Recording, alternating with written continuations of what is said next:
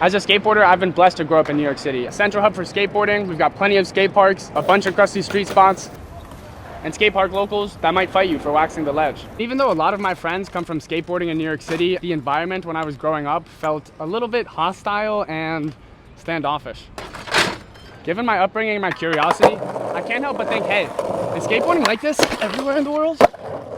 So I decided to answer the question for myself by traveling to Australia, Vietnam, Thailand, New Zealand, Canada, and a handful of states across the US to answer the question, is skateboarding different across the world? I evaluate each of these places based on the stuff they have to skate, the local skaters, and the general vibe of the place. But before we get into this, I have to give a disclaimer that all this stuff is my personal experience and my personal opinion that may be vastly different from that of everyone else's. If I ever say something that's wrong, ignorant, or stupid, please feel free to tell me in the comments. With that being said, I'll see you guys in Australia. We are in Melbourne, Australia, and what you see behind me is a multi-million-dollar skate park, but it didn't always look like this.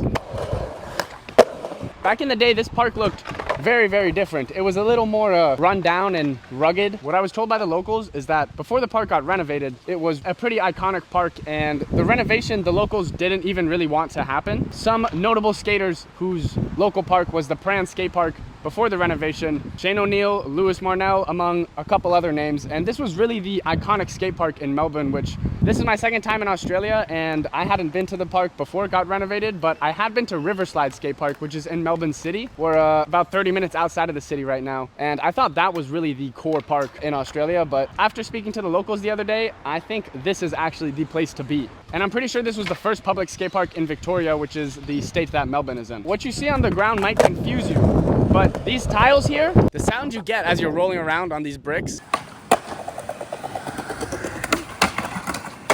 is meant to replicate Melbourne City. I'm not sure this is 100% factual, but I was told that this exact marble was imported from China, and the marble itself cost $400,000 to install. So Hamish, who is behind the camera, came here in 2017, I think, and the only thing that they kept in this skate park was the rail. This is really the iconic piece of the park right here. All right, let's see if I can do front 50 first try, and we're gonna see if we can get some other clips and see what the locals think about the renovation. Given our little history lesson, I hope I was able to properly contextualize why Pran Skate Park is so special to the Australian skate community and why a bunch of the local skaters in Melbourne are choosing to come here on their Friday evening. The lads that can nollie croak like they're playing Skate 3 are Woody and Viv, obviously some very seasoned skateboarders, and I was pretty surprised at how friendly and receptive they were when some random American kid asked if he could film them for his YouTube video. But hey, the vibes were rolling and these guys were just killing it. This is Chris, who pretty much told me everything I just told all of you about the history of Pran Skate Park. He was also generous enough to offer me ice cold beers and smokes, and that was really sick because that's just not the hospitality I'm used to observing at LES Skate Park back home. Hey yo! This guy who's about to do a back crook is James. I borrowed some of his footage of the old Pran Skate Park at the beginning of this video, and it turns out he's actually a pretty renowned skate filmer and kind of Shane O'Neill's main man when it comes to filming. I thought it was pretty cool he let me film this clip of him. Perfect. I had a great time filming, skating, and learning about Melbourne skate culture here, and as it was nearing the time for me to leave, I had to swallow my pride a little bit and see if Viv was down to do an interview. To my luck, he was up for the interview, so let's see how he got into skating and what he thinks of the park's renovation. I'm here at Pran Skate Park with one of the many local shredders, Viv. Viv, how long have you been skating, and why did you start skating? I've been skating for 26 years. I'm 39 this year. I started skating because my friends, they were all like, we were just kicking around, like just chilling at these spots. Like they were kind of perfect skate spots, but we were just like loitering. And my friend was like, hey, like we should get skateboards. I heard if you like bounce on the kicks enough, you can like do this thing called an ollie. You get off the ground. And I'm like, cool. So we started bumming hills, and we all fell off and like completely grazed ourselves up, and we were committed from that point onward. Hell yeah, that's raw. That's true skateboarding right there. You skated the park before and after it was remodeled. I heard the remodel was a little bit controversial. How did you feel about it? It was so rough, but yeah, it was like, it's close to all our hearts, you know what I mean? But they answered our call, and they like took a few heritage pieces and like either remodeled them or like they put the old rail back in a different spot. So like, they kind of kept it like past and present, and so I'm happy. They got this beautiful Melbourne City tile bluestone. It's good. Yeah. Hell yeah. How would you describe the Melbourne skate scene or the local scene at the skate parks in general? Or Well, growing up, the Melbourne scene was like super cliquey, so it was intimidating. Like we really were scared of like the older guys, and it took a long time to like really kind of like push through. But nowadays, like especially around Pran, everyone's like so inclusive and everybody's like the kids are just fearless, and I love it. Like it's evolving and it's growing into something like completely new, and yeah, it's just like really fun. Yeah, that's awesome. In New York City, I feel like a lot of the skateboarders at your level are a little more intimidating and hard to approach at the skate park. So it's really cool. You and all the guys here have been super friendly to me, even though I'm a foreigner here. I think it pumps through the lifeblood of Pran. So yeah. Hell yeah. And last two questions: if you have a favorite trick and a trick you think is illegal. Favorite trick, probably Vero hill flips because I can't do them. You know how it goes. I bet you could do them though.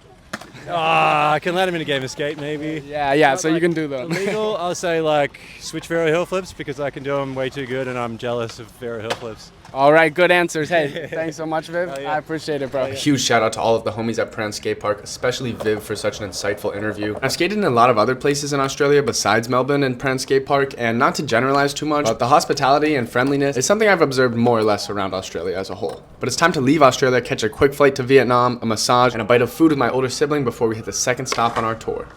For the first stop of our international tour, we are in Vietnam. I'm in Ho Chi Minh City right now. Behind me is Go Station Space. What Google is telling me is the first public skate park built in Vietnam. We're gonna get a sesh and try and see what some of the locals think. Let's go. For people that grew up without a skate park, a lot of these guys were really good and really stylish. And let me tell you all, if you're ever in a foreign country and want to make new friends, especially as a skateboarder, all you have to do is go to the skate park and start talking to people because, at least in my experience, that's been pretty foolproof.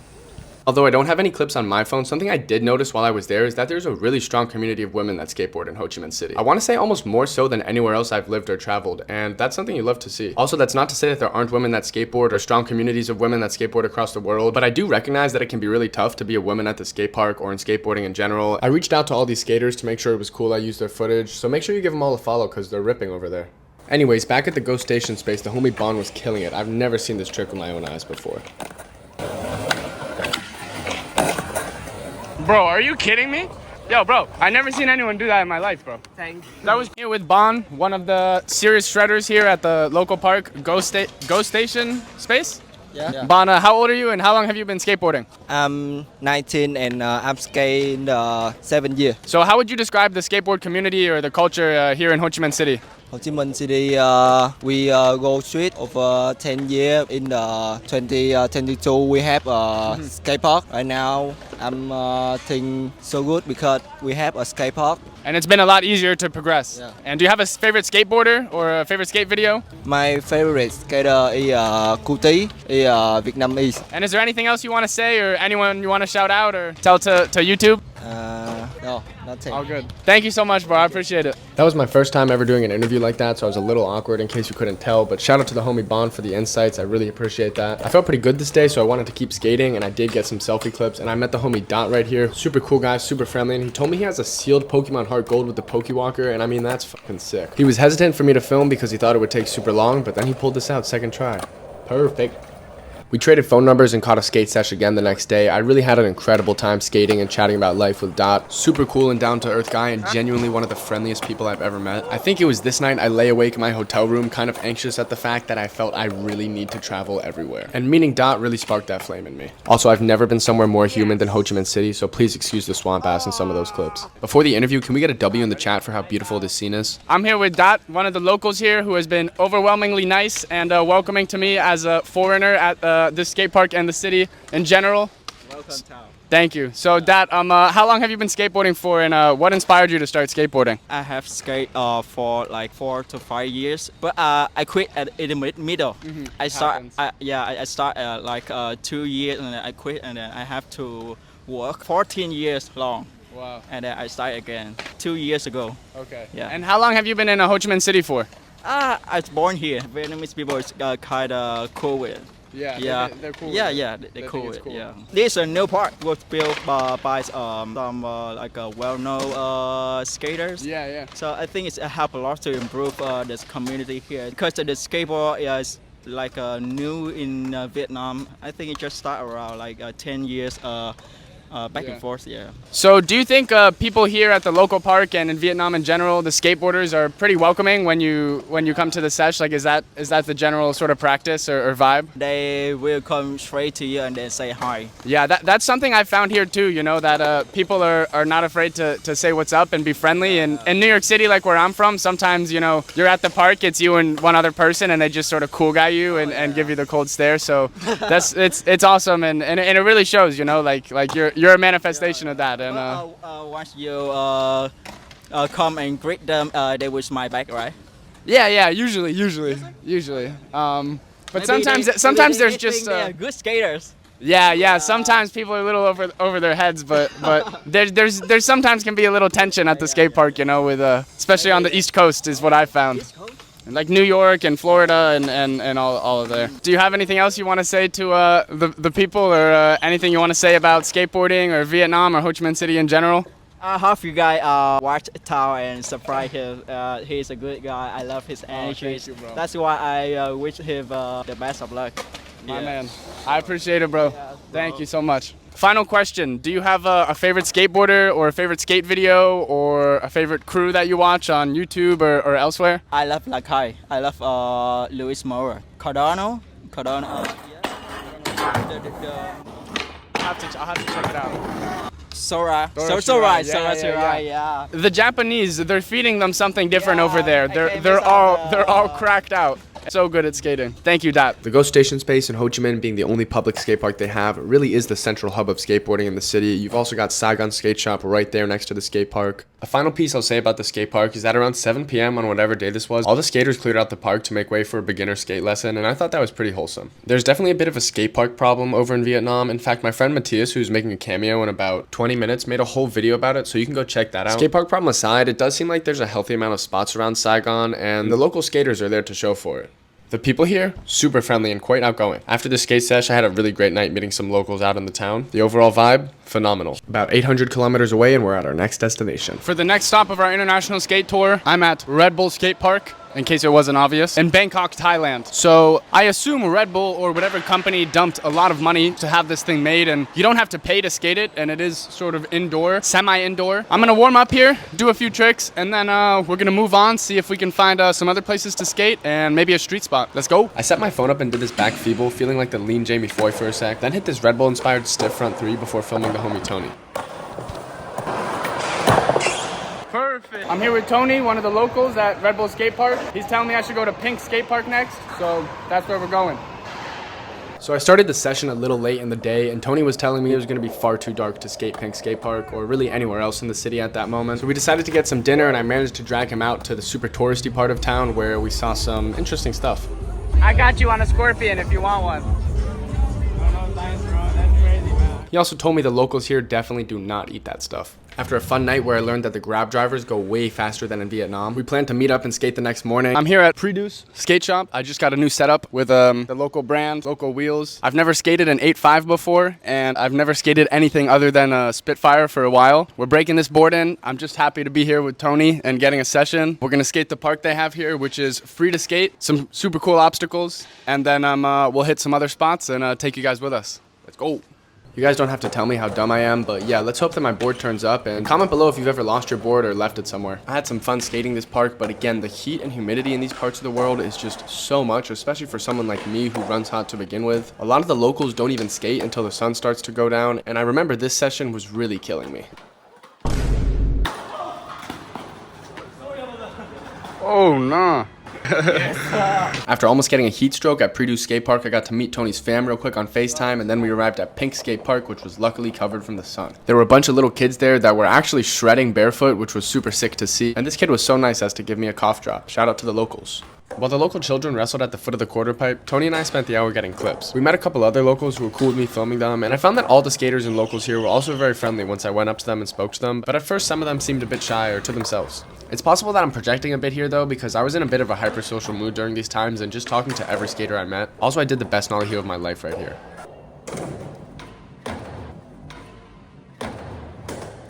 When Lil Bro in the jeans pulled up, I could just feel his aura, so I asked if I could get a clip of him as well, and then Tony and I got some lunch.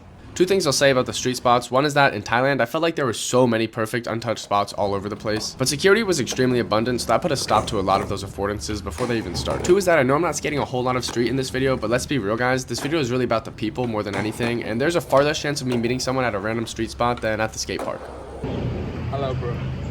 Here we are at Hallmark Indoor Skate Park. Tony and I got a couple of clips, and then the skate park apologist started to yap a little bit.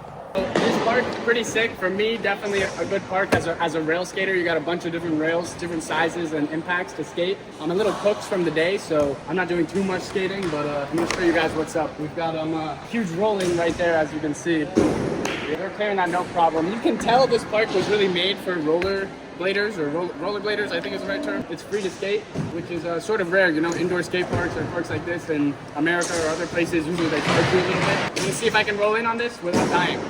So, this one's not that def, but this one is definitely a little more sketchy.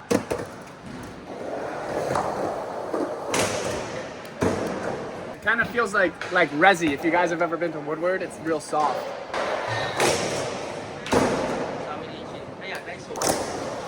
Should I try the big one? Although perhaps a bit shy, everyone in Thailand was super respectful, like this rollerblader who let me film some clips of him, and I mean, yo, that's crazy. It must feel insane to be able to do all this every try. That's going to conclude the Thailand/Bangkok section of this video. A big shout out to my guy Tony, who has pretty much been my personal tour guide and filmer and all around great homie while I've been here. Tony, how long have you been skating and what made you start skating to begin with? I have been skate like 3 years, and skateboarding make me like, if you have a problem or something, you want to go away from that, Yeah. I will go skate for that, bro. Yeah. So that's feel comfortable for me. So that is why I'm skate for this one. Yeah, hell yeah, that's beautiful. I think that resonates with a lot of us skateboarders. Do you have a favorite skateboarder? Yeah. Shout out to my man Jimmy Griffin, bro. Jamie Griffin, a slightly controversial character across skateboarding, but nonetheless a very talented individual for sure. So Tony is not originally from Bangkok. Tony, would you care sharing where you're from and what brought you to Bangkok? Yeah, I'm from Burma, bro. The original one is Myanmar, bro. It's called Burma. Most of the people know Burma, bro. In Burma, there's a military here, bro, and they shot with each other, bro. With the rear gun, man. With the rear gun, they killing each other, bro. And then our country's situation is really bad. That is why we came here, bro. Yeah. I mean, crazy stuff. It's a serious situation, you know. I have empathy for you, and I'm really praying, you know, all is well at home and all works out. Yeah, bro, thank you for sharing. And again, I really appreciate it. It's been a pleasure to meet you. I think we're gonna go to the pool now. And the next stop in our video, I don't even know where it's gonna be, but you guys will find out in 2 seconds. One more spot I had to hit before leaving this complex. Don't worry guys, this is not the pool I was talking about. And it was way harder to pump this thing than it looked, so cut me some slack. To summarize Thailand, you've got plenty of stuff to skate between street and skate park. All of the local skaters I met here were super friendly, especially Tony and his Burmese friends who were treating me like family when we went out. And again, huge shout out to Tony. Even though we only knew each other for a few days, it felt like we had been friends for a long time. Tony, my brother, I'll see you soon. Also, the hotel ended up finding my old boards, so I went all the way to the international date line to give away my new oversized setup to my friend Josh in Christchurch, New Zealand.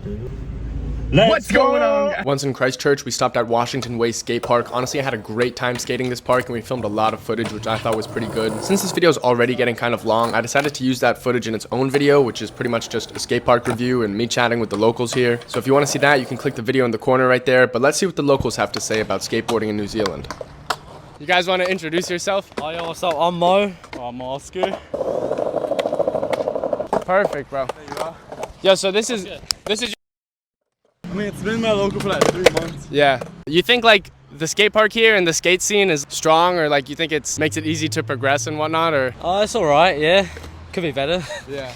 It's like, I don't know, different from Tokyo, but yeah. it's like a bit smaller. Everyone's nice. Yeah. But yeah, if you skate here, it's like you're the homie, you know? Yeah. So that's And you're from Japan originally, you said? Tokyo, city center. And you guys have a favorite trick or a trick you think is illegal? I reckon double flips are illegal. But my favorite trick right now, probably fakie heel. Okay, on sick. flat, nothing else, but... No, I agree with double flips. Double flips. Damn, you guys don't f with double flips? What about a fakie double flip? Nah, if they catch it. Okay. It's alright, but it's like... What you guys think of pressure flips? Sometimes, like, if people do it, alright, it's good, but... What you think? I don't know. I can't wrap my head around them. You guys want to rate my pressure flip? Oh, yo, go on. All right, let's see. I'm doing it on the Euro. Fuck you mean, bro? I'm probably gonna do the most ass one ever now. Wait.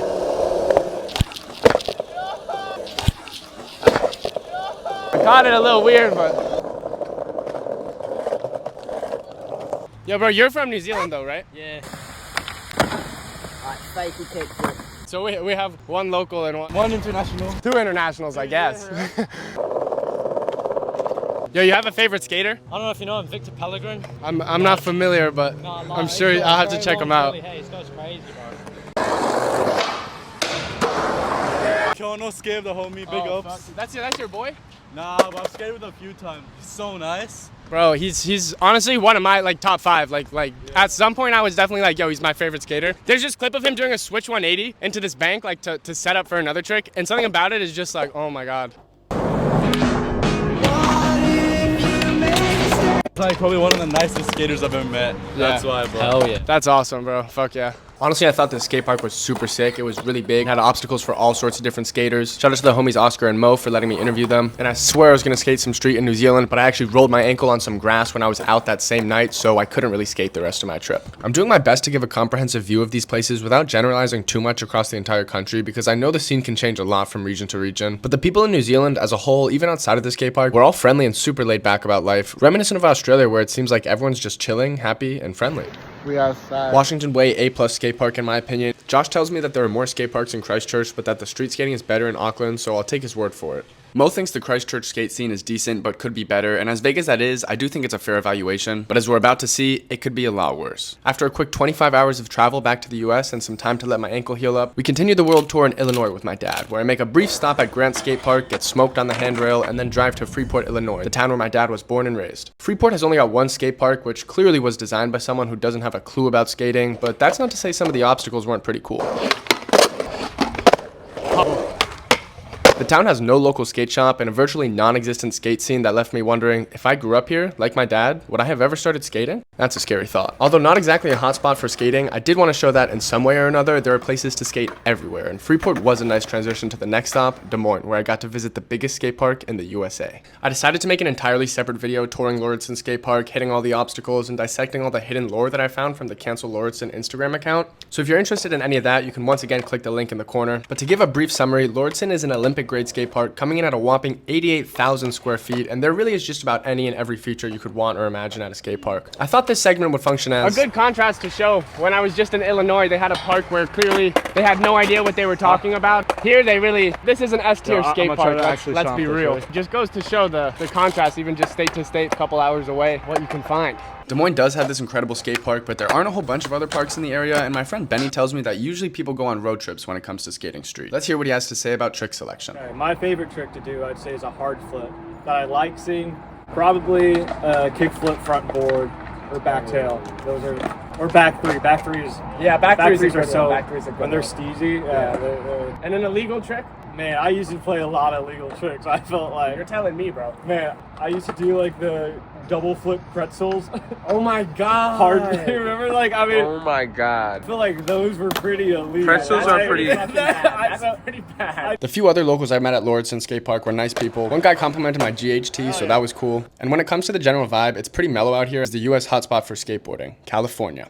Our first stop in California is Linda Vista Skate Park in San Diego, where I'm meeting up with the homie Evan. This was our first time meeting in person after following each other on Instagram since the golden days of trap edits back in 2017. And if my memory serves me right, we were a lot closer to the same skill level back then than we are now, because bro is an absolute beast on a skateboard. What's your favorite trick to do on the bumps of rail? Probably from blunt. Sometimes I dream that I could have been this good if I lived in Cali and didn't spend the last 9 years obsessing over different women, but that's not to take away from the undeniable time and effort that Evan has put in on his board. Do you have a favorite skate park you've ever skated? Where are we right now? Yeah. Come on. I could tell. All these clips literally took between 1 and 4 tries, and he barely even broke a sweat. This line was my favorite, and the mastery and control of this last one really broke my neck.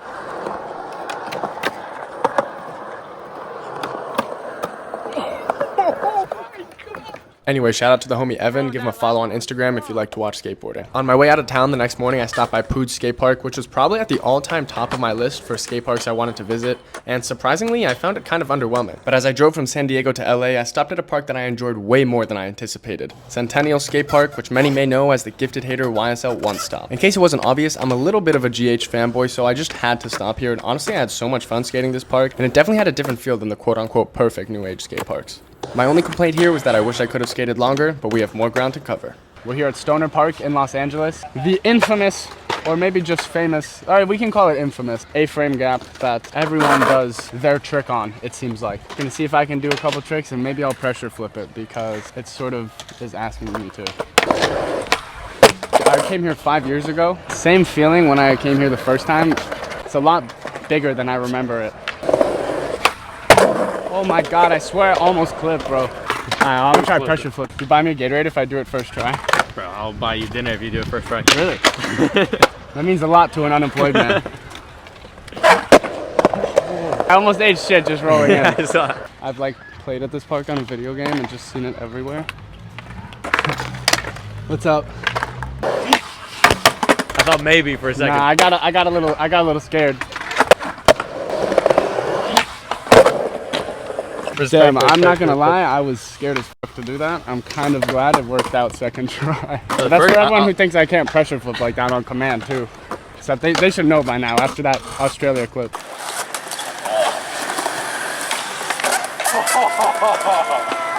I remember last time I came here, I was just starting to boardside handrails.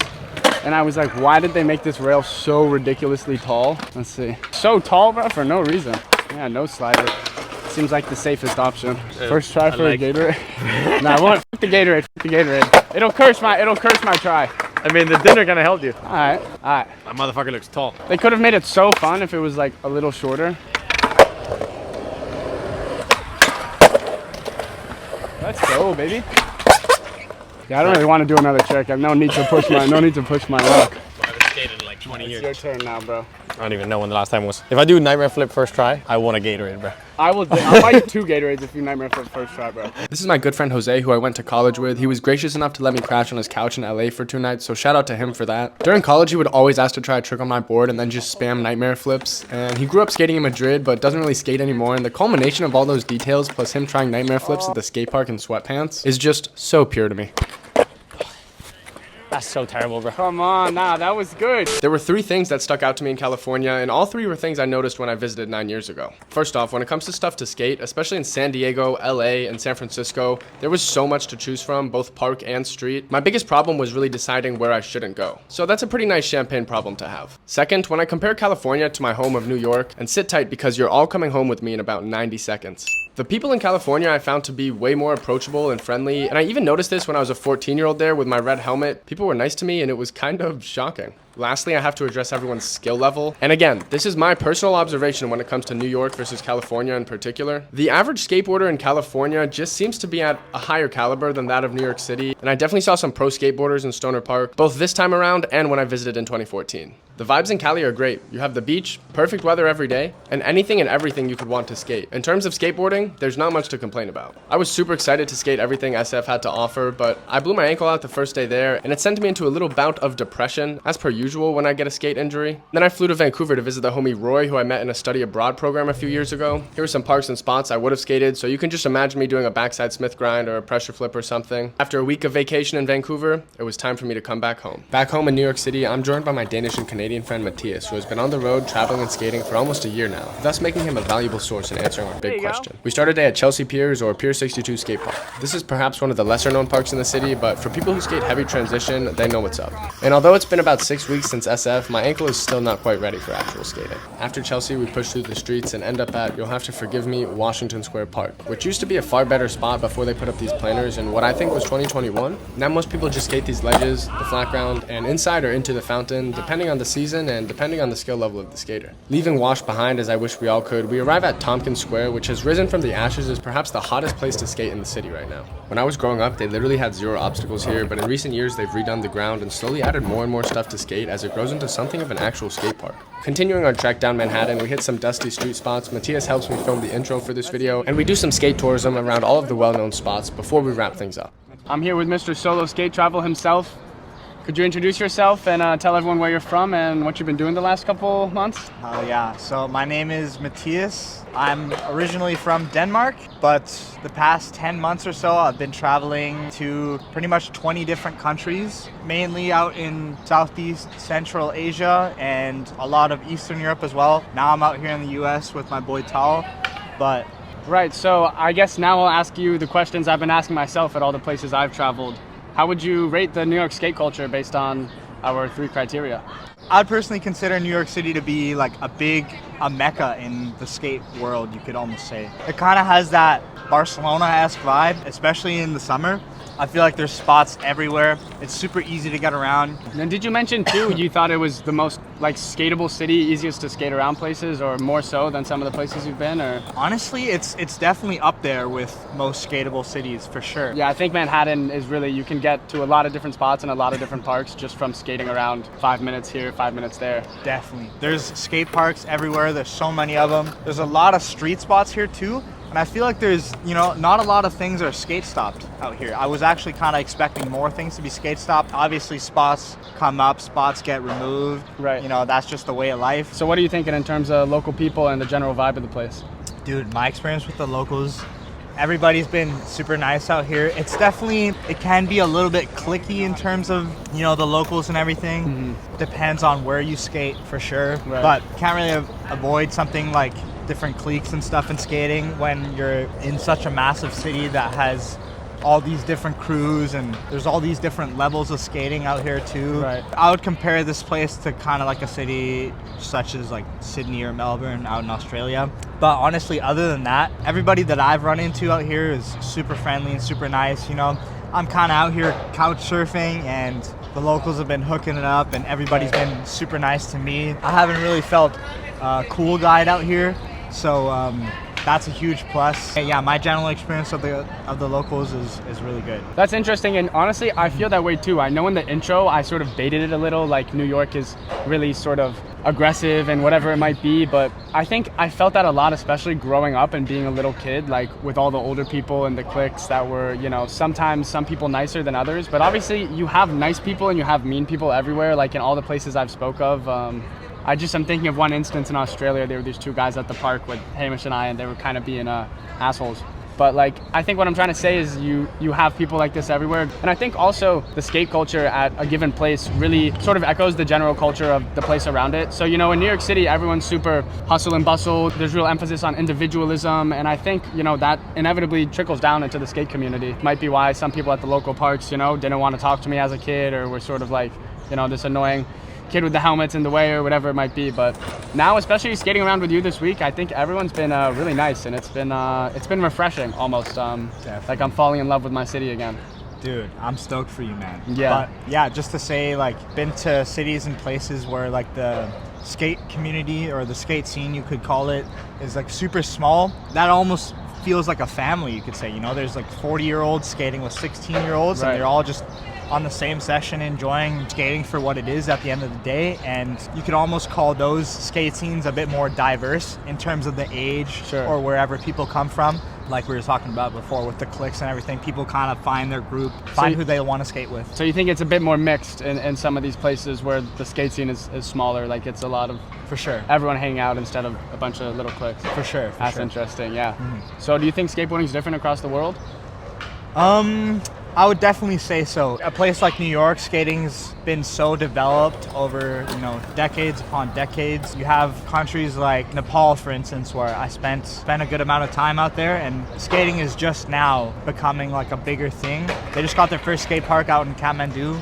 And Skate Aid Nepal is doing a lot of good things out there. I've seen the clips. The kids are going crazy. Kids are progressing like crazy. Because skating is still such a new thing out there. There's a lot of parents and people that don't really understand skating, and they don't really understand all the benefits from it. And they just kind of see it for when you just look at somebody skating down the street or whatever, doing a trick and falling a bunch of times, they believe that all you really get from skating is getting hurt, or they see it as a toy and not so much all the psychological benefits that we sort of recognize it for out here, I would say. Right. Yeah, that's just like a single example, but you know, it sums it up in terms of countries where skating is still in like a very developing phase. I think what you're trying to say too, I guess, is like every country is different, and inevitably, you know, every culture, every country is going to be different for skateboarding or whatever it might be. Well, thank you for the wisdom and for being part of the video. I'm going to go back to my bedroom and see if I can collect my thoughts. Matthias tells us that skateboarding is strikingly different across the world, and while he's right, you could make the argument for both sides. Perhaps what I'm about to say is trivial and cliche, but there really is something to be said about skateboarding traversing any sort of language, cultural, or identity barriers. And skateboarding is a language in itself. Like, a backside flip is called a backside flip pretty much everywhere. And I'm not saying that all skateboarders like all skateboarders, because we know that's not the case, but that shared love for pushing down the street, taking slams, and just doing something that's super fun is more than enough to bring people together, as we've seen all across this video. And I think that's it. Comment below where your favorite place in the world to skate is, and thanks for watching.